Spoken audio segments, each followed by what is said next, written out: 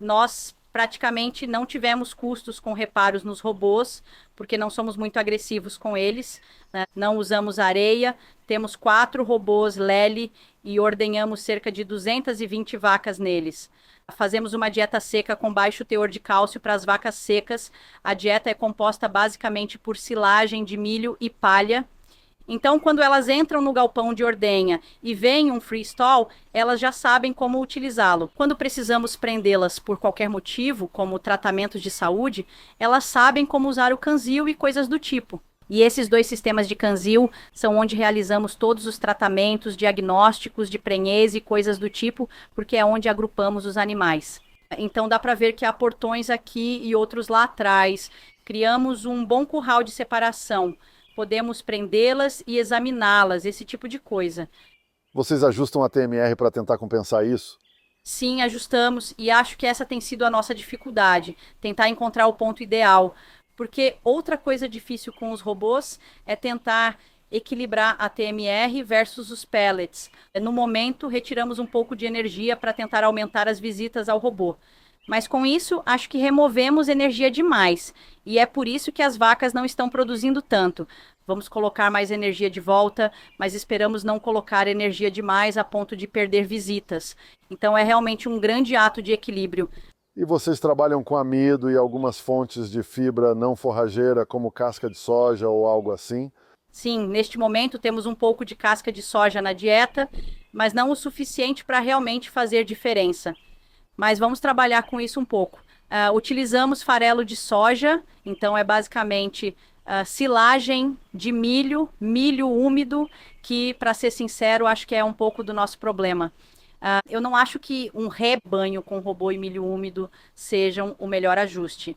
Então, estamos pensando em, talvez, no próximo ano, adotar algo um pouco diferente para tentar realmente reduzir essa grande carga energética que estamos recebendo com o milho úmido. E quanto vocês estão fornecendo no robô, então? Então, acredito que fornecemos, em média, cerca de 5,9 quilos de pellet através do robô. E o que tem no pellet? É uma mistura, tem alguma fonte de proteína e alguma fonte de energia nele. Um pouco de amido? Sim, temos amido no pellet. Então, esse amido, por ser em pellet, provavelmente é fermentado bem rápido. Sim, amido de digestão muito rápida. E além disso, temos milho úmido, que também é um amido de digestão rápida. Acabamos tendo muito desse tipo rápido. Eu aumentaria a quantidade de casca de soja. Sim, para enchê-las um pouco mais. Bom, a casca de soja tem uma boa quantidade de energia também. Sim, isso mesmo. E não será fermentada tão rapidamente, nem reduzirá o pH ruminal como o amido. Vocês também poderiam considerar fazer isso no pellet. Sim, colocar um pouco mais de casca de soja no pellet, concordo. Sei que precisamos usar uma certa quantidade para acertar a composição do pellet, porque, caso contrário, ele fica muito macio. E a casca de soja pode se desfazer. Sim. Então, este robô Lely aqui, o Juno, empurra a ração a cada 1 hora e meia, mais ou menos. Ele possui um sensor que identifica onde a ração está no coxo e quão próximo ele precisa chegar para empurrá-la de volta para as vacas. Qual é a taxa de rejeito que vocês alimentam diariamente? Bem, temos todas as nossas próprias novilhas aqui. Então, algo como 10% não é incomum para nós, porque alimentamos as primíparas com isso. Se não tivéssemos as primíparas aqui, seria provavelmente uma situação diferente. Mas, sim, descobrimos que vacas com robôs têm um sistema de alimentação completamente diferente. Elas meio que fazem o próprio ritmo delas. Descobrimos que, devido ao tamanho do nosso vagão misturador, precisamos fazer 2 misturas, né? E vimos que funciona um pouco melhor esperar para fazer a segunda mistura mais tarde e forçar todas elas a se aproximarem novamente, comerem mais um pouco e coisas assim.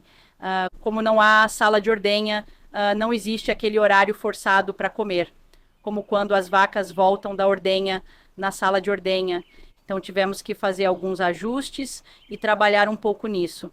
Foi um pouco complicado no início, mas acho que agora resolvemos isso um pouco melhor. E que tecnologias diferentes vocês utilizam aqui? Há algo para estresse térmico? Sim, sim. Então, todas as coleiras que você vê nas vacas aqui estão conectadas ao sistema do computador e também trabalham junto com o sistema dos robôs. Os dados que coletamos incluem informações sobre a ruminação, Recebemos todos os dados através do robô também. Coletamos temperatura do leite, produção de leite em quilos, além de informações sobre o estresse térmico. Também temos dados semelhantes a um pedômetro. As coleiras foram um grande desafio de aprendizado para nós, porque antes disso não tínhamos nada.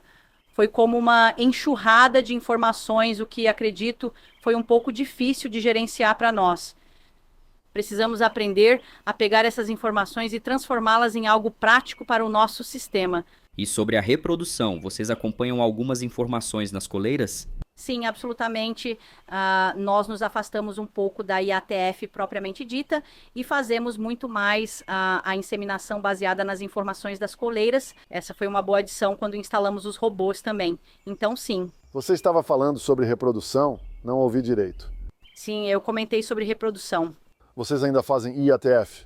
Fazemos um pouco de IATF, mas eu estava dizendo a ele que nos afastamos bastante disso quando instalamos as coleiras. Agora fazemos muito mais com base nas informações do pedômetro. Eu estava explicando que esse foi provavelmente um dos maiores desafios de aprendizado ao instalar os robôs.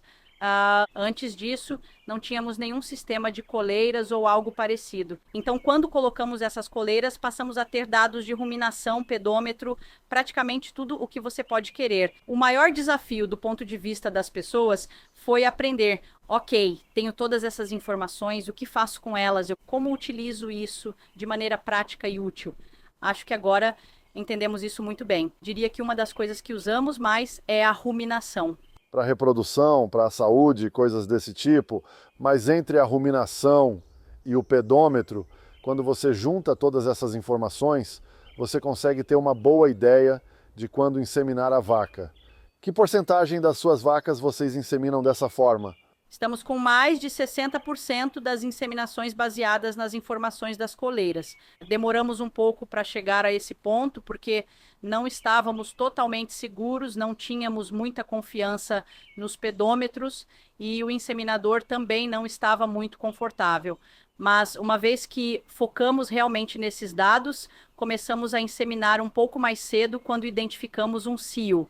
Então, inicialmente, colocamos todas as vacas em um programa de IATF. Quando entram, elas seguem esse programa. Mas inseminamos antes de finalizar o cronograma do programa de IATF. Identificamos um cio mais cedo e inseminamos com base nesse cio.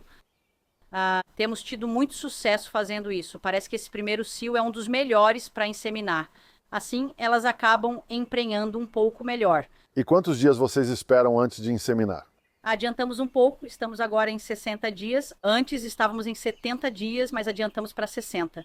Descobrimos que é melhor inseminar essas vacas com o robô um pouco mais cedo, porque elas parecem passar pelo ciclo um pouco mais rápido nos robôs.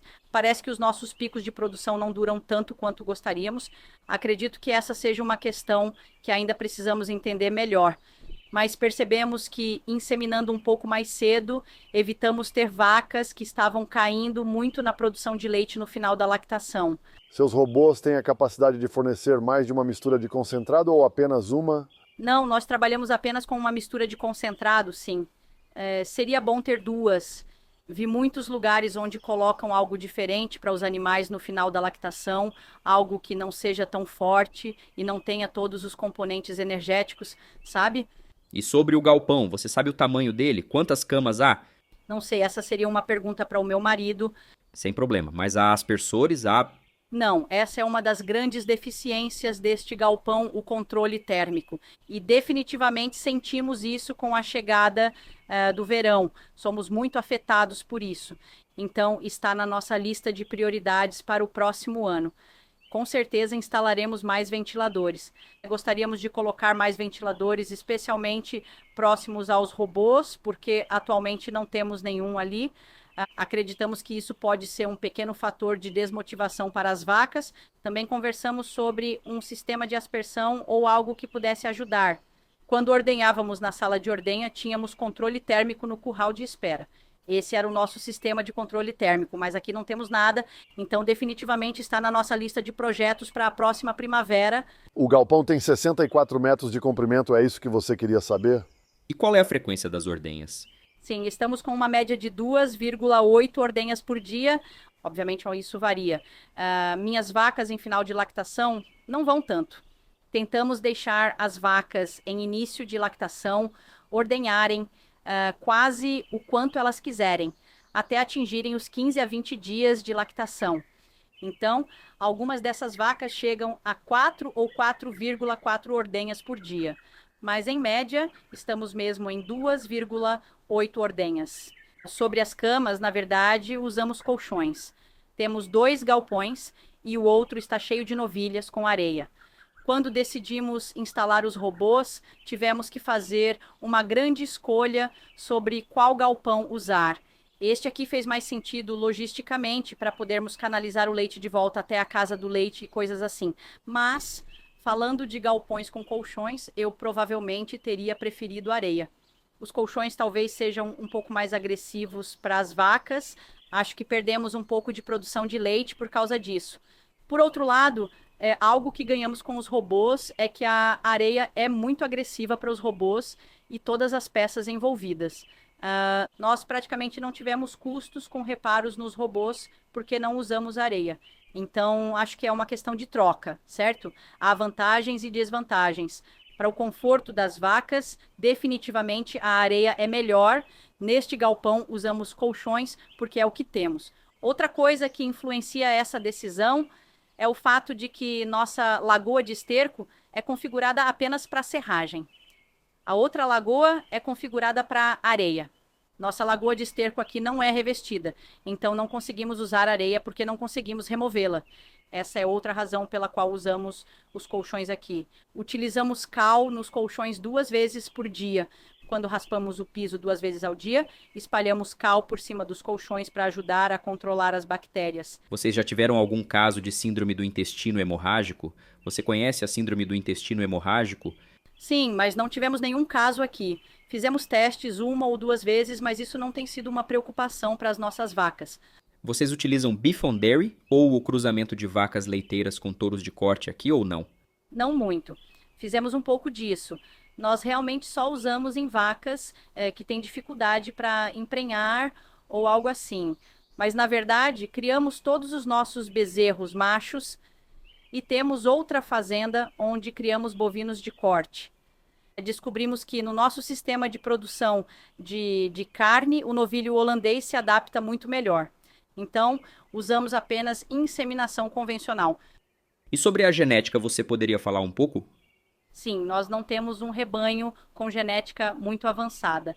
Algumas das características que procuramos no nosso rebanho estão relacionadas ao uso dos robôs.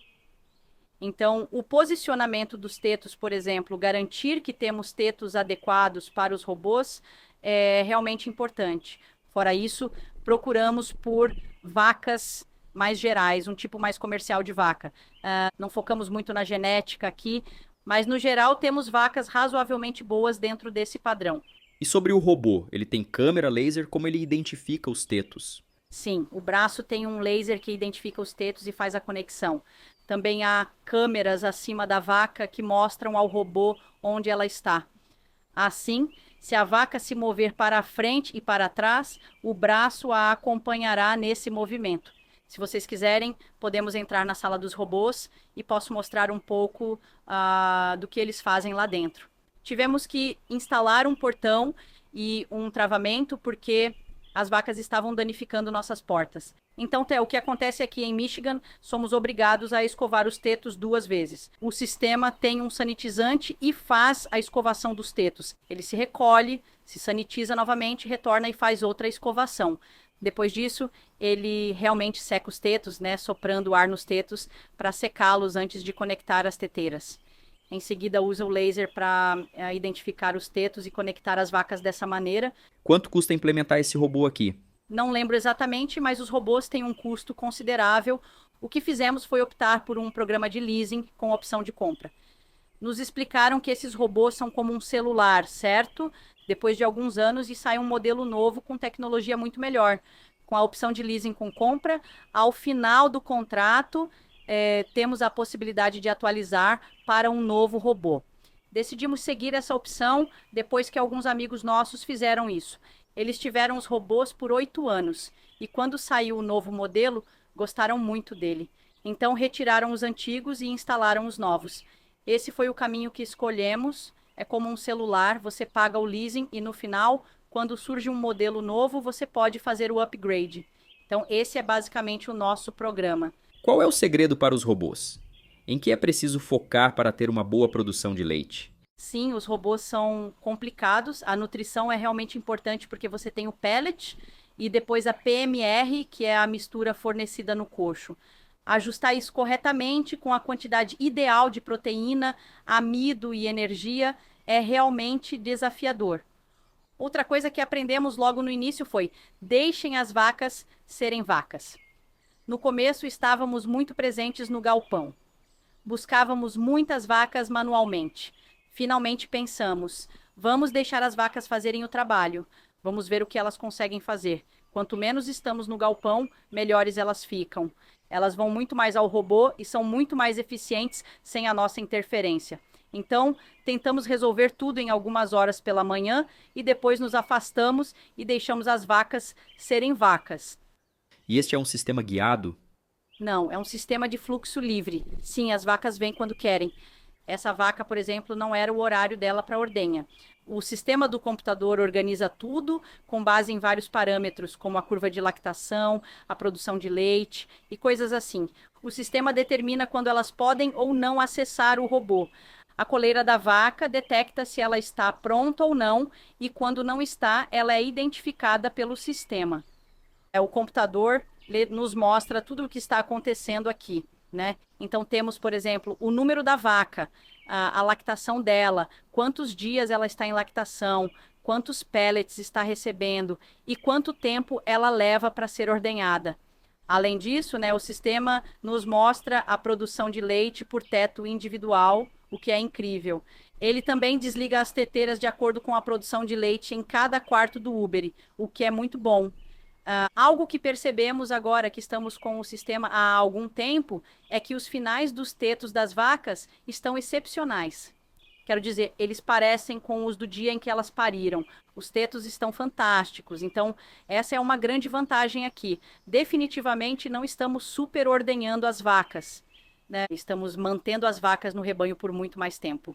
Uma das coisas que nos disseram no início foi que tetos pretos poderiam ser um problema, porque o laser poderia ter dificuldade em detectá-los. Mas temos algumas vacas com tetos pretos e até agora elas têm se saído muito bem. Estamos muito satisfeitos com isso. Temos uma dessas escovas rotativas aqui. Um amigo nos deu e as vacas adoram. Agora precisamos comprar outra porque não temos uma no outro curral. Eu sempre me sinto mal quando colocamos vacas lá, elas não têm uma escova. Como funciona aqui? Então, basicamente, os robôs fazem a limpeza e de vez em quando descartamos leite dos robôs ou algo assim. Todo esse leite descartado vai para esta fossa aqui. Também raspamos o piso do curral pré-parto e jogamos os resíduos nesta mesma fossa. É apenas uma fossa de retenção que a cada 4 meses precisamos esvaziar no campo. Este galpão costumava ser um galpão de ordenha. Agora usamos esse galpão para vacas secas distantes do parto em um dos lados, e as primíparas ficam do outro lado. São primíparas em idade reprodutiva até primíparas prenhes. Essas aqui são todas vacas prenhes. E aqui vocês não têm os robôs para empurrar a dieta? Correto, aqui ainda fazemos isso manualmente com a mini carregadeira. Com que frequência vocês fazem isso? Provavelmente apenas 4 vezes ao dia empurramos a ração aqui. Nos disseram que o robô que empurra a ração poderia, na verdade, vir até aqui e empurrar a ração também. Então, é algo que vamos avaliar em algum momento, porque isso realmente economizaria tempo para nós, com certeza. Vocês percebem a diferença na produção? Lá no outro galpão, sim. Aqui o crescimento e coisas do tipo poderiam ser melhores. Acredito que teríamos um crescimento melhor das novilhas se conseguíssemos empurrar a ração com mais frequência. Qual é a dieta das primíparas? Então, para as primíparas, usamos muito das sobras das vacas, né? Tudo o que sobra lá no outro galpão, colocamos aqui. Depois, adicionamos um pouco de silagem de feno, silagem de milho, um pouco de palha e um suplemento mineral. Tentamos fazer um programa de reprodução precoce, mas sentimos que quando elas pariam, não estavam suficientemente maduras e não produziam o leite que queríamos. Então, adiamos um pouco o cronograma. Começamos a reprodução quando elas estão por volta dos 12 meses de idade. Em média, elas estão com 13 meses ou algo assim? Sim, provavelmente isso mesmo. Vocês observam a altura ou algo do tipo ao inseminar? Sim, costumávamos fazer isso com mais frequência no galpão antigo. Levávamos todas as novilhas para outra fazenda antes de fazermos essas mudanças aqui. Lá, tínhamos marcas em algumas barras para indicar: se você não está nesta altura, não inseminar. Era basicamente isso. Faz tempo que não fazemos isso e provavelmente deveríamos voltar a fazer. Hoje temos um inseminador que vem e faz as inseminações para nós. Ele é muito bom em avaliar isso no olho. Quando vocês usavam a altura como critério, qual era o objetivo? Acho que trabalhávamos com 127 a 132 centímetros, algo assim. Sabemos que os 132 centímetros são o ideal. Poderíamos provavelmente medir novamente e marcar isso. Foi o que fizemos no galpão antigo, medimos e colocamos algumas marcas.